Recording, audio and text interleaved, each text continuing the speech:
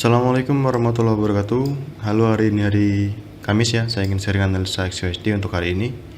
Oke, sebelumnya saya ingin menyampaikan mengenai konfirmasi entry ya, karena ada beberapa kemarin yang bertanya ya di kolom komentar ya. Bang, tolong jelasin konfirmasi entry bang dan inducement. Oke, kita akan jelasin ya hari ini ya. Nah, tadi malam saya entry di ini ya, di AUCAD. Di sini kita lihat, ini adalah before-nya, sebentar before-nya di sini. Nah, di sini kita lihat before-nya. Area hijau ini area demand ya. Nah, ini adalah after-nya. Tadi malam ada news ya, FOMC dan price naik tinggi ya. AUCAD, gold juga naik tinggi gold. Nah, sekarang kita buka AUCAD. Saya ingin memberikan contoh beberapa untuk entry ya. Cara entry di market. Oke, di sini kita lihat ya. Ada yang nanya kemarin ya.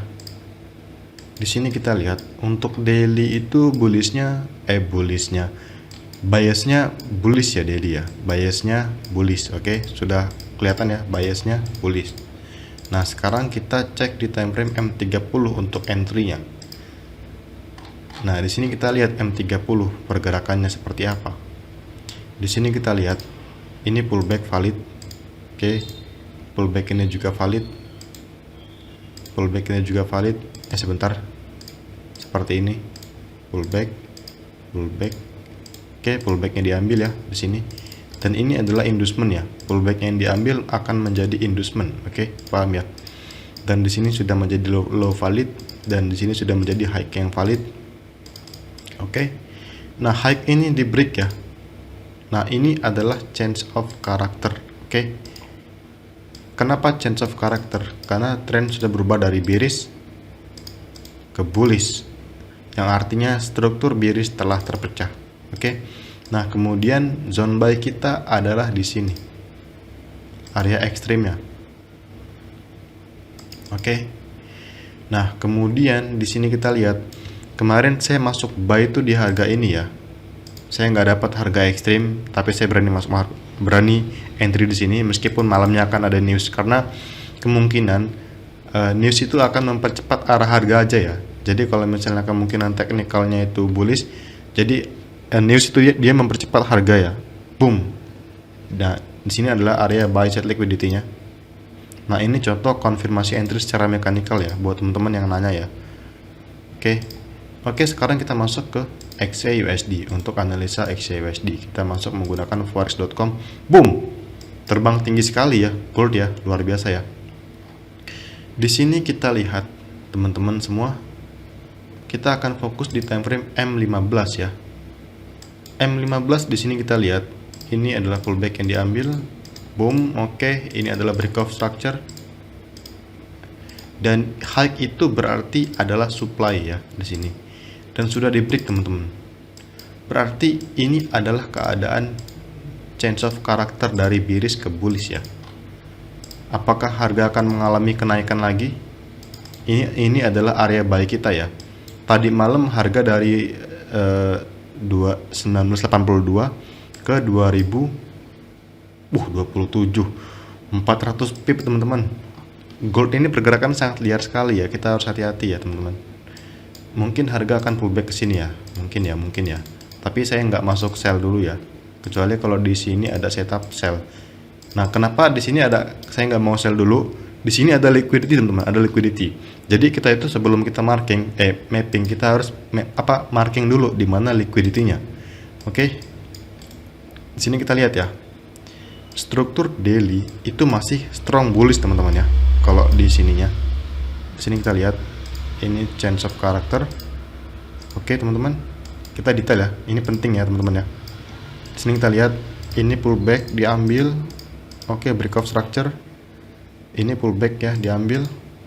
Nah, ini otomatis sudah menjadi high yang valid. Dan di sini otomatis jadi demand ya teman-teman. Nah, tapi di sini inducement-nya udah keambil ya di sini ya inducement-nya ya. Itu adalah inducement. Oke, sebentar kita detail. Ini harus teliti ya gold ya, apalagi mau ada news ya. Saya nggak entry kalau misalnya pergerakannya barbar. Wah, banyak peluang di pair lain. Jadi jangan terlalu fokus gold.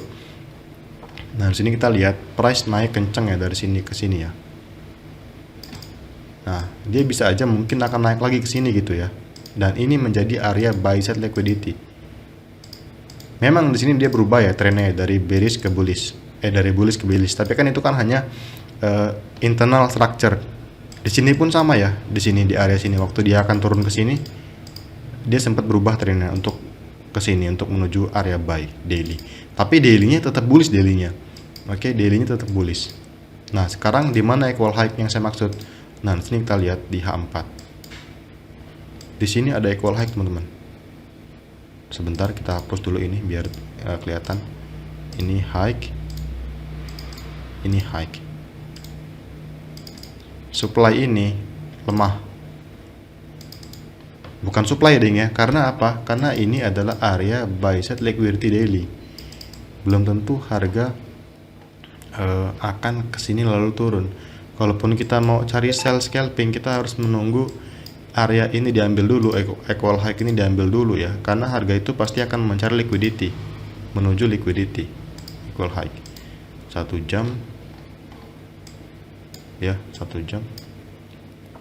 Tadi adalah cok di sini ya, tadi ya cok ya di sini ya, cok M15. Itu cok M15 ya. Tapi kalau misalnya kita ikutin di H1 ya, H1 ini adalah cok bearish ya, teman-teman. Cok bearish. Nah, cok bearish.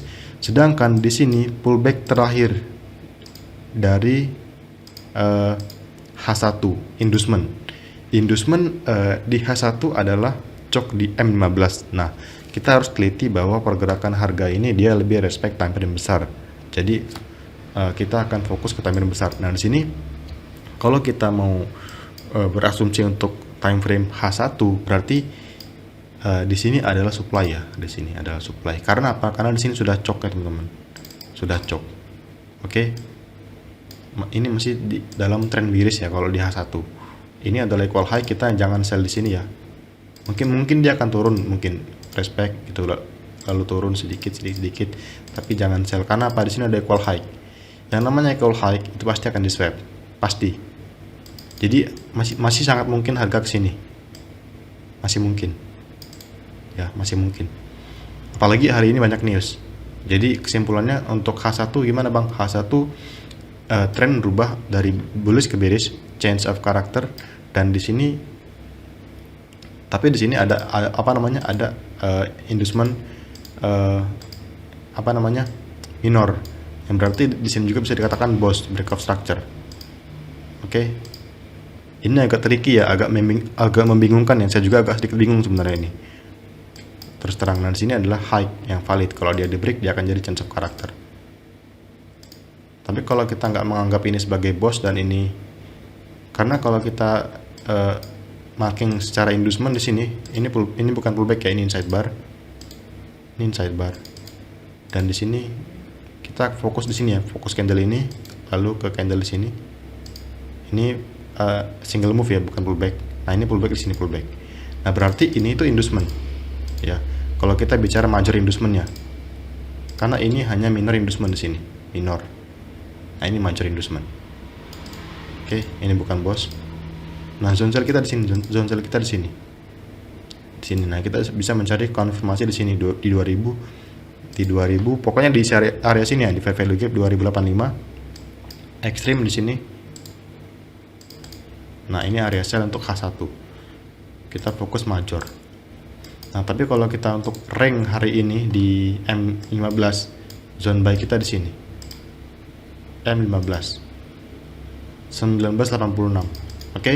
Nah, intinya ketika harga memasuki supply H1 di sini, kita akan mencari konfirmasi. Kalau nggak ada setup, kita nggak entry. Dan misal dia masuk di main M15, meskipun ini inducement H1, tapi ini cok valid di M15. Nah, ketika harga sampai di sini, kita fokus untuk mencari model konfirmasi ya. Oke, sini kita lihat, ini ada inducement di sini yang diambil. Liquidity. Nah, ini kuat. Termasuk zone buy yang kuat. Oke. Nah, di sini kita bisa mencari konfirmasi di M1. Oke. Itu aja ya, kita fokus konfirmasi entry. Nah, sekarang kita bahas news fundamental. Oke, hari ini itu ada news banyak ya, teman-teman. Jadi kita harus hati-hati Nah, di sini ya banyak banget tadi malam jam 2 pagi ya. Jam 2 malam pagi sama aja lah. Itu muncul news USD FOMC ya yang menyebabkan gold itu naik dengan sangat kencang ya. Nah, ini. Makanya kemarin saya bilang di gold itu kita jangan ada floating ya. Jangan ada floating. Di gold itu pergerakannya tuh kayak setan kalau teman-teman tahu. Dan ini tuh adalah market penghancur bagi para pemula ya menurut saya ya. Karena pemula itu kebanyakan tradingnya dia nggak pakai stop loss, bingung ya. Kalau kita nggak pakai stop loss, kita pasti ujung-ujungnya makan layer dan kita nggak tahu, kita floating, kita nambah depo, ujung-ujungnya MC. Nah, itu bikin depresi. Nah, di sini kita lihat newsnya untuk hari ini itu banyak banget ya. Yang pertama kita bahas dari sesi Asia ya. Muncul lagi news NZD jam 4 tadi ya. Nah, yang kedua nanti jam 7.30 muncul news out hiking pack. Jam 3 sore nanti muncul CHF high impact juga, jam 4 lagi CHF high impact juga, GBP juga muncul high impact, Euro pun muncul high impact, dan ini Euro ya, sesi New York, dan nanti ada juga core retail sales. Nah, ini mirip-mirip dengan CPI ya, yang berarti efeknya itu luar biasa ya. Untuk hari ini banyak banget news ya, jadi meskipun kita tidak entry sebelum news, kita bisa menunggu news selesai ya, karena harga itu pasti akan menciptakan POI baru ya setelah news. Di sini kita lihat kemarin harga di sini ya. Nah, sekarang ini muncul news ya, muncul news. Nah, ini menjadi POI baru kita untuk entry di sini. Nah, jadi jangan takut ketinggalan momen, karena esensi trading sendiri itu, trading itu nggak harus tiap hari. Trading itu kita fokus dengan model. Kalau misalnya modelnya nggak keluar ya kita nggak usah masuk market. Nah, kebanyakan pemula itu pasti nanyanya gini, bang, sehari itu berapa sinyalnya bang? Saya trading itu jarang ya, paling sehari itu 1-2, kadang nggak entry. Minggu ini saya entry 3 market di cross pair semua, dan alhamdulillah cuan karena fokus model. Tapi ya bukan berarti model itu profit sih, enggak sih, kadang ya gagal juga sih. Oke, itu aja ya dari saya, saran dari saya buat teman-teman semua hari ini. Hati-hati, dan semoga saja teman-teman semua hari ini minimal nggak MC, ataupun loss kecil itu wajar, minimal jangan MC ya. Oke, saya akhiri. Assalamualaikum warahmatullahi wabarakatuh.